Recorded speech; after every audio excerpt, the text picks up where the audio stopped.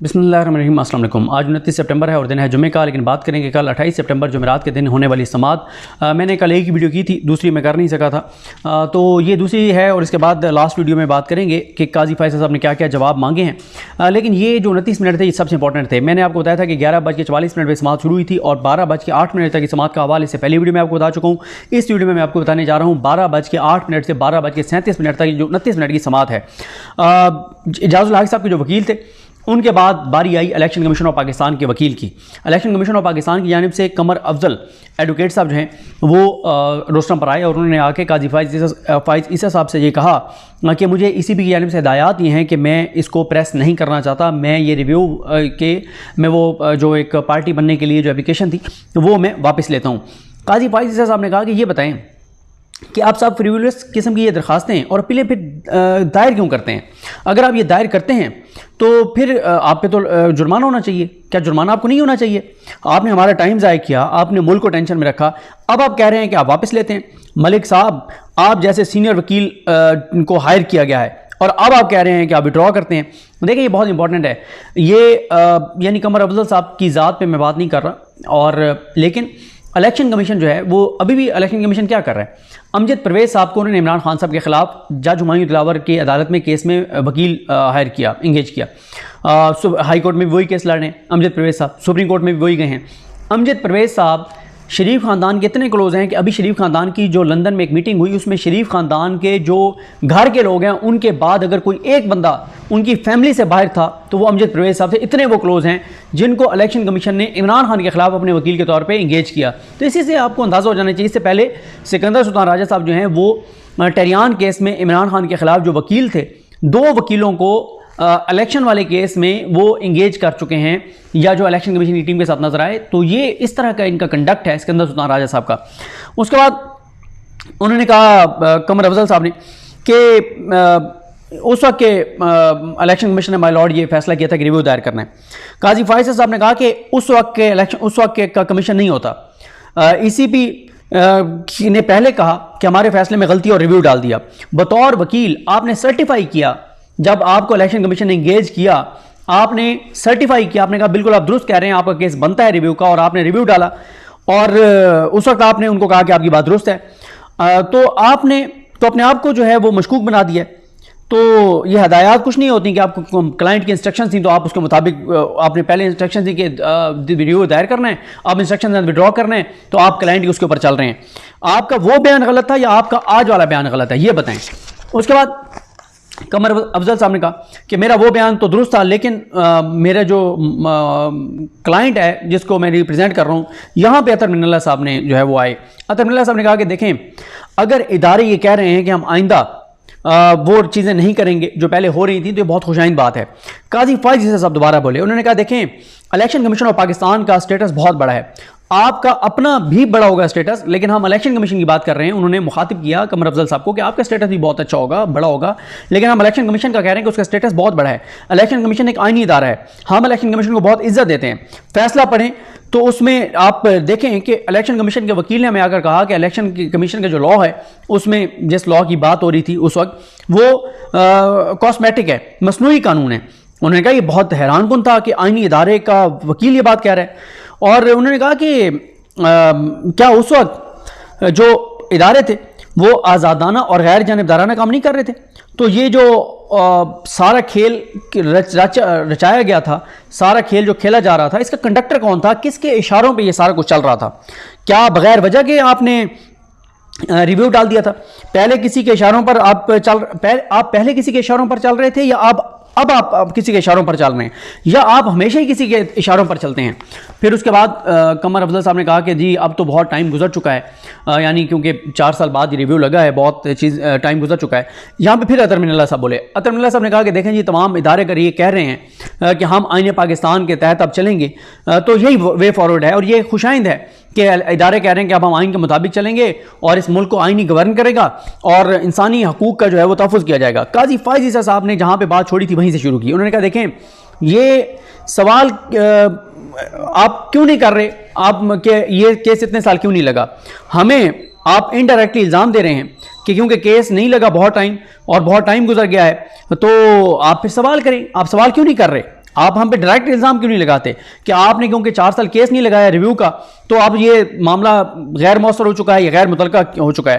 तो आप हमें कहें कि हमने बतौर सुप्रीम कोर्ट क्योंकि अपना काम नहीं किया तो इसलिए ये रिव्यू गैर मौसर हो गया है या गैर मुतलका हो गया। लगाएं आप इल्ज़ाम, उठाएं आप सवाल, फिर हम सोचेंगे। हर एक एहतसाब हो सकता है, हम भी काबिल एहतसाब हैं, हम अवाम पाकिस्तान के सामने जवाब दें हैं। फलां का केस लगेगा, फलां का नहीं लगेगा। आप कह रहे हैं कि वही ताकतें सुप्रीम कोर्ट को भी कंट्रोल कर रही थी कि फलां केस लगेगा, फलां नहीं लगेगा। उसके बाद काजी फैसल साहब ने कहा कि फिर उन्होंने को बात करने लगे तो काजी फैसल ने कहा हम आपको ज़्यादा जुर्माना करेंगे, ये बहुत संजीदा मामला है। इलेक्शन कमीशन एक आईनी इदारा है, आप इलेक्शन कमीशन अपना स्टेटस चाहे नीचे करता रहे, लेकिन हम इलेक्शन कमीशन को याद दिलाते रहेंगे कि आप एक आईनी इदारा हैं। पैमरा आइन के तहत आईनी इदारा नहीं है, इसलिए, लेकिन इलेक्शन कमीशन एक आईनी इदारा है और इलेक्शन कमीशन का जो दर्जा है वो पैमरा से ऊपर है।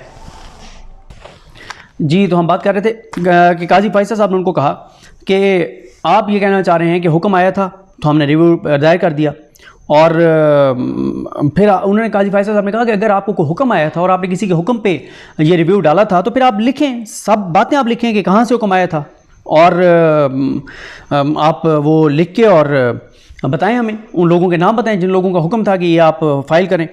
और फिर काजी फैसल साहब ने कहा कि the truth will set you free. आप सच बताने से क्यों हिचकिचा रहे हैं, ख़ास तौर पर एक आईनी इदारा, आपकी ये अखलाकी ज़िम्मेदारी है, आप अपनी अखलाकी ज़िम्मेदारी अदा क्यों नहीं कर रहे। आप कह रहे हैं कि हमने तो बस हम तो किसी के कहने पे चलते हैं, आप ये कह रहे हैं। इस पर कमर अफजल साहब ने कहा कि देखें जी, नया जो कमीशन है, जो नया इलेक्शन कमीशन है सिकंदर सुल्तान राजा साहब का, ये 2020 में आया है। काजी फैसल साहब ने कहा कि इदारा इदारा होता है, हुकूमत हुकूमत होती है, पार्टियाँ मुख्तलिफ होती हैं लेकिन हुकूमत हुकूमत होती है, हुकूमत पाकिस्तान तो हर वक्त रहती है। और साथ ही काजी फैसल साहब ने कहा कि इसी तरह से सुप्रीम कोर्ट है, जज कोई भी हो, चीफ जस्टिस कोई भी हो, सुप्रीम कोर्ट तो रहती है और लोग आते जाते रहते हैं, तो इदारों को क्यों आप अंडरमाइन करना चाहते हैं। और हमने जो फैसला दिया था ये इदारों को ऊपर लाने के लिए दिया था। अगर आप कहते हैं कि अगर आप ये कहते हैं कि हम इसको नज़रअंदाज कर दें, वो जो मुहावरा है कि मट्टी पाओ, वो भी आप कह दें, फिर हम अगली बार का इंतज़ार करते हैं कि अगली बार कोई और वाक़या हो। हमने पूरी दास्तान उस फैसले में लिखी थी। 12 मई को कराची में 55 लोगों को मार दिया गया, कई लोग जख्मी हो गए, फिर क्या हुआ, कहा गया मट्टी पाओ। उनके खून का जवाबदेह कौन है, इस्लामी जमहूरिया पाकिस्तान ने क्या किया। उन्होंने कहा कि खलीफा वक्त ने कहा था कि दरिया के किनारे अगर कुत्ता भी मार गया तो मैं जिम्मेदार हूँ। पता नहीं हमें क्या है कि हम सच बोलने से डरते हैं। फिर उसके बाद कमर अफजल साहब ने कहा कि जी आप फिर हमें टाइम दे दें तो हम इंस्ट्रक्शंस मैं लेके और फिर आपको बता देता हूँ। तो काजी फैसल साहब ने कहा कि हम आप पे जुर्माना लगाएंगे। उसके बाद अतर मिर्ज़ा साहब ने कहा कि ऐसे करते हैं, उन्होंने लाइटर नोट पे कहा कि आपको ना 1 मिलियन हम जुर्माना कर देते हैं। तो काजी फैसल साहब ने कहा आज तो अतर मिर्ज़ा साहब माई लॉर्ड जो है वो बहुत सखी बने हुए हैं, वरना मेरा तो ख्याल था कि बहुत ज़्यादा कहेंगे जुर्माना।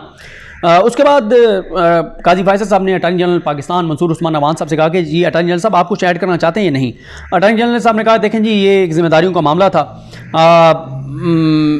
बहुत सी दरखास्तें क्योंकि थी रिव्यू में और वो लगी नहीं है। अब तो इदारों ने ख़ुद भी अपनी खुद एहतसाबी और ये सारी चीज़ें की हैं, तो ये उन्होंने कहा ही था, तो ख़ुद भी यानी सब ने देखा कि क्या क्या उनसे गलतियाँ हुई हैं, क्या करना चाहिए था क्या नहीं करना चाहिए था। काजी फैसल साहब ने कहा कि देखें आप हमें जो बात कहना चाहते हैं वो तहरीरी तौर पर दें, एहतसाब हम अपने आप से शुरू कर देते हैं। ये नहीं हो सकता कि हम कहें कि हम बाकी एहतसाब का एहतसाब करेंगे लेकिन हमारा एहतसाब नहीं हो सकता। हमें अपने एहतसाब से कोई मसला नहीं है। जब सबसे फिर हाँ, यहाँ पे काजी फैसल साहब ने कहा कि जब वापस सब ले रहे हैं रिव्यू तो फिर अमल दरामद के बारे में भी बताएं और ये बताएं कि आप सब सच बोलने से क्यों इतने खौफजदा क्यों हैं। अतर मिर्ज़ा साहब ने कहा कि देखें अल्टीमेटली जिम्मेदारी हुकूमत पर है, ये एक लैंडमार्क फैसला था, ये तासुर नहीं जाना चाहिए कि जो चीज़ें उस वक्त हो रही थी वो इस वक्त भी जो है वो जारी हैं। उन्होंने कहा कि इससे विड्रॉ करना इन रिव्यू पिटिशंस को कोई जो है वो काफ़ी नहीं है और सबको अपने कंडक्ट से दिखाना होगा कि अब वो चीज़ें नहीं हो रही। काजी फैसल साहब ने कहा कि ये 2017 का मामला है। दिलचस्प बात यह है कि हम जहाँ से तवक्को कर रहे थे कि नज़रसानी की दरख्वास्त आएगी, वहाँ से नज़रसानी की दरख्वास्त नहीं आई और हम ये एक्सपेक्ट कर रहे थे कि TLP जो है वो उसको चैलेंज करेगी। मरहूम खादिम हुसैन रिजवी की तारीफ बनती है कि उन्होंने फैसले को कबूल किया, वो उस वक्त जिंदा थे। उन्होंने तो रिव्यू नहीं डाला, लेकिन इलेक्शन कमीशन बहुत अपसेट हो गया। जिसको अपसेट होना चाहिए था वो अपसेट नहीं हुआ और जिसको अपसेट नहीं होना चाहिए था वो अपसेट हो गए। उन्होंने कहा कि उन्होंने काज़ी हुसैन रिजवी ने तो कबूल किया इस फैसले को। गलतियां सबसे होती हैं, बड़ा आदमी वो होता है जो गलती को कबूल करे। ये बड़ापन होता है कि आप कहें कि मुझसे गलती हुई है। ये जो हम रिव्यू सुन रहे हैं, ये भी तो यही कॉन्सेप्ट है कि रिव्यू इसीलिए होता है कि अगर हमसे कोई गलती हुई है तो हम अपने फैसले को तब्दील करें। फिर उन्होंने कहा जो है वो पैराग्राफ नंबर 16 पढ़ें। फिर उन्होंने कहा कि ये बताएं कि कंडक्टर कौन था जो इस सारे खेल को खेल रहा था, जिसके इशारों पर सब चल रहे थे, वो कौन था कंडक्टर। उसके बाद उन्होंने कहा कि आप लोगों ने नज़रसानी खुद दायर की थी दरख्वास्त या किसी ने हुक्म दिया था। पैमरा को कहाँ से कहा गया था, क्या पैमरा को बोर्ड की तरफ से कहा गया था। फिर काजी फैसल साहब ने कहा कि पाकिस्तान में वो होता है जो दुनिया में नहीं होता। बदकिस्मती से पाकिस्तान में वो होता है, वो सब होता है जो दुनिया में नहीं होता। यहाँ पर कहा जाता है कि हुक्म ऊपर से आया है। नऊज़ बिल्ला, ऊपर से मुराद ये नहीं है कि अल्लाह ताला की तरफ से आया है, ऊपर से मुराद कुछ और होता है। ऊपर से कहा गया कि नज़रसानी दायर कर दें, तो नज़रसानी दायर कर दी गई। आप कहते हैं, आप समझते हैं कि आप अदालत को अपने मकसद के लिए इस्तेमाल करेंगे, तो हम ऐसा आपको नहीं करने देंगे। उसके बाद अटॉर्नी जनरल पाकिस्तान ने कहा कि देखें, judgement will be and must be implemented. Qazi Faisal sahab ने कहा कि अल्लाह भी कहता है कि तौबा से पहले गलती का एतराफ़ करो, सच बोलो। काजी फैसल साहब ने एक हदीस का हवाला दिया और उस हदीस का मफहूम यह था कि पूछा गया कि क्या मोमिन कंजूस हो सकता है, तो नबी करीम सल्लल्लाहु अलैहि वसल्लम ने कहा कि हाँ हो सकता है। पूछा गया मोमिन डरपोक हो सकता है, कहा गया हाँ हो सकता है। पूछा गया झूठा हो सकता है, तो नबी करीम सल्लल्लाहु अलैहि वसल्लम ने फरमाया कि नहीं, मोमिन झूठा नहीं हो सकता। इसी तरह काजी फैसल साहब ने एक और हदीस का हवाला दिया जिसका मफहूम यह है, और तफसीर कबीर की वो में वहाँ पे दर्ज है वो हदीस जिसका उन्होंने हवाला दिया, उसका मफहूम यह है कि एक शख्स नबी करीम सल्लल्लाहु अलैहि वसल्लम से बहुत मुतासिर हुआ, और वो लेकिन ज़ानी भी था, शराबी भी था, चोरी भी करता था, झूठ भी बोलता था, 4 उसमें ऐब थे। तो उसने इस्लाम कबूल किया और नबी करीम सल्लल्लाहु अलैहि वसल्लम को कहा कि मेरे लिए सब चीज़ें छोड़ना तो बड़ा मुश्किल होगा, लेकिन आप कोई एक चीज़ बता दें जो मैं छोड़ दूं इनमें से। तो नबी करीम सल्लल्लाहु अलैहि वसल्लम ने फरमाया कि झूठ छोड़ दो। उसने एक झूठ छोड़ा तो सब उससे ऐब उसने छोड़ दिए। क्यों? वो जब बोतल की तरफ जाने लगा, गिलास उठाने लगा, उसने कहा कि अगर मैंने ये शराब पी तो मुझे सच बोलना पड़ेगा, नबी करीम सल्लल्लाहु अलैहि वसल्लम के सामने कैसे जाऊँगा। बाकी इसी तरह कहीं जाने लगा तो फिर उसको यही ख्याल आया, तो इसलिए एक झूठ छोड़ने से उसने सारे जो है वो ऐब छोड़ दिए। तो इस पर काजी फैसल साहब ने कहा कि एतराफ़ तो कर लें, सज़ा जज़ा तो बाद की बात है, एतराफ़ जुर्म तो करें अगर जुर्म हुआ है तो। उसके बाद काजी फैसल साहब कहते हैं कि एक इलेक्शन कमीशन एक आईनी इदारा है, हुक्म मिला तो उन्होंने उस पर अमल कर दिया। यानी एक आईनी इदारे को फ़र्द वाहिद के हवाले किया हुआ था इलेक्शन कमीशन ने, उन्होंने हुक्म दिया तो आपने नज़रसानी दायर कर दी। आज़ादाना, क्या आज आप आज़ादाना सोच से ये नज़रसानी दरख्वास्त वापस ले रहे हैं? ये खेल मत खेलें, हिम्मत करें, आप में हिम्मत है या नहीं है। उसके बाद कमर अफजल साहब ने कहा कि देखें, अभी तो मैं इलेक्शन कमीशन को रिप्रेजेंट कर रहा हूँ, जब कभी मैं ज़ाती हैसियत में आया तो इन सब चीज़ों पर बात करूँगा, अभी तो मेरा इलेक्शन कमीशन का मौका है, मैं उसकी हदायत पे चलना है।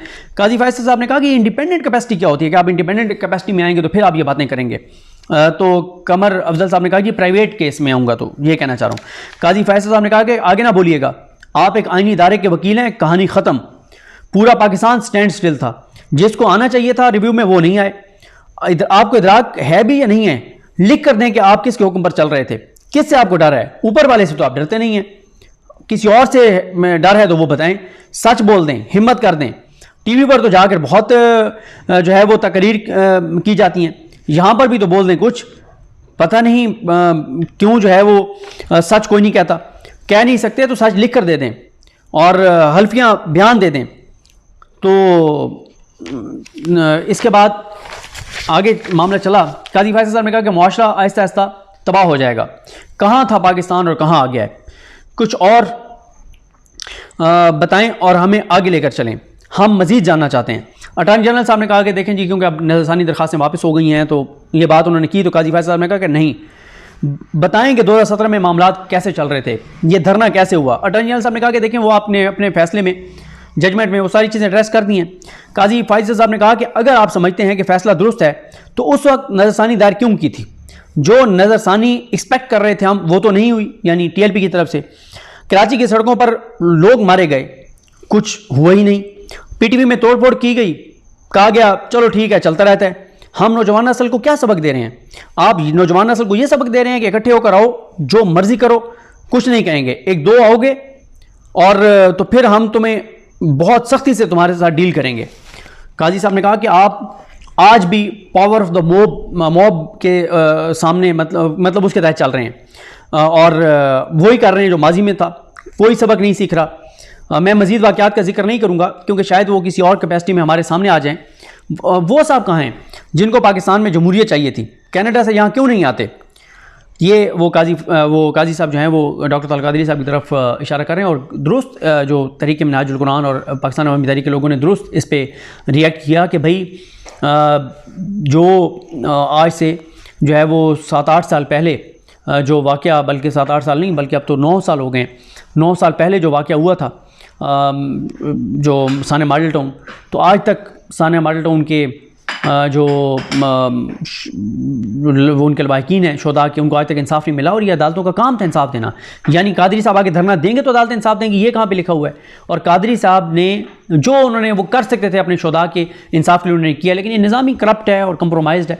नीचे कादरी साहब देखें तो सही अदालतों ने क्या किया मिनहाजुल कुरान वालों के साथ और अवामी तहरीक वालों के साथ, और किस तरह से जो है कातलों को उन्होंने बरी किया और कातलों को उन्होंने फैसिलिटेट किया जुडिशरी ने बैठ कर। तो ये बड़ा अफसोसनाक है और बड़ा शर्मनाक है हमारा निज़ाम। उसके बाद काजी फैसल साहब ने कहा कि पार्लियामेंट में भी डिबेट नहीं हो रही। जर्मनी में फाशिज्म था तो उनका खुलकर कहा आप चुप रहेंगे तो क्या होगा, और आप क्यों इतने डरपोक हैं?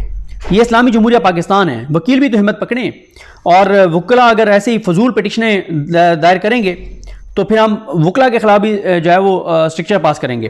फिर कमर अफजल साहब ने कहा कि देखें, हमने आपकी जजमेंट को मानकर उस पर मुकम्मल अमल दरामद कर दिया है। काजी फैसल साहब ने कहा कि अच्छा आप अमल दरामद की बात करें तो फिर आप पैराग्राफ पढ़ें। वो पैराग्राफ उन्होंने पढ़ा कि तमाम जमातों का वो सोर्स देखेंगे, ये करेंगे वो करेंगे।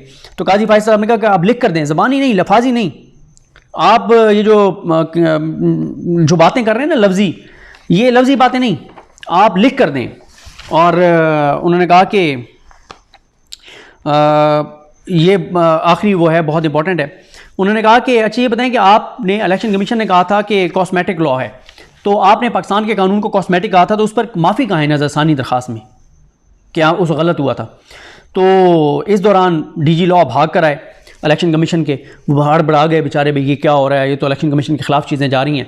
क्योंकि वो असदुल्ला खान साहब ने अपने वीलॉग में बता चुके हैं, ट्वीट भी कर चुके हैं कि उमर हमीद खान साहब जो हैं, जो सेक्रेटरी इलेक्शन कमीशन के, जिनको एक्सटेंशन दी गई है क्योंकि ऐसा हीरा दोबारा नहीं मिलेगा इलेक्शन कमीशन को, जैसे सिकंदर सुल्तान राजा साहब जैसा हीरा पाकिस्तान में दोबारा कभी नहीं आएगा as a chief election commission, इस तरह से सेक्रेटरी इलेक्शन कमीशन भी ऐसा हीरा नहीं आएगा।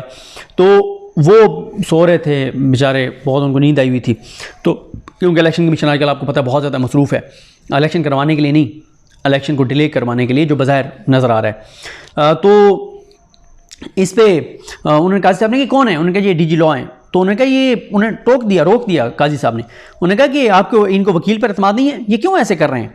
तो उस पर फिर वो पीछे हट गए और उनके बेचारों का आने का भी कोई फ़ायदा नहीं हुआ क्योंकि काम ख़राब हो चुका था। 34वें मिनट पे जाके और काम ख़राब हो चुका था, जो उन्होंने कहा कि हम इम्प्लीमेंट कर चुके हैं जजमेंट।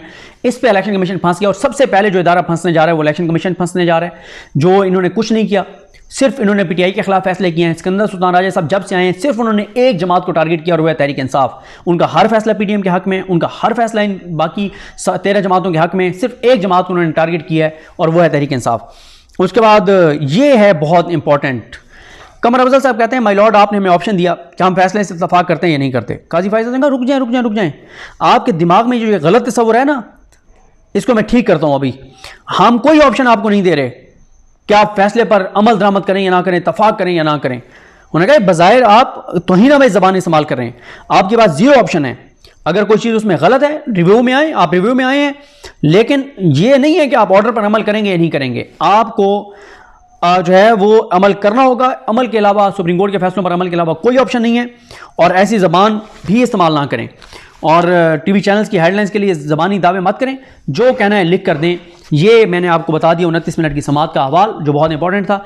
अब लास्ट कुछ मिनट हैं, उन पे अगली वीडियो में बात करेंगे, और काजी फैसल साहब ने क्या क्या जवाब मांगा है, क्यों जो है वो बड़ा मुश्किल में कौन कौन फंस रहा है, उस पर बात करेंगे। मुझे अपनी दुआ में याद रखें। अल्लाह हम सब का हामी नासरू। अल्लाह हाफ़िज़।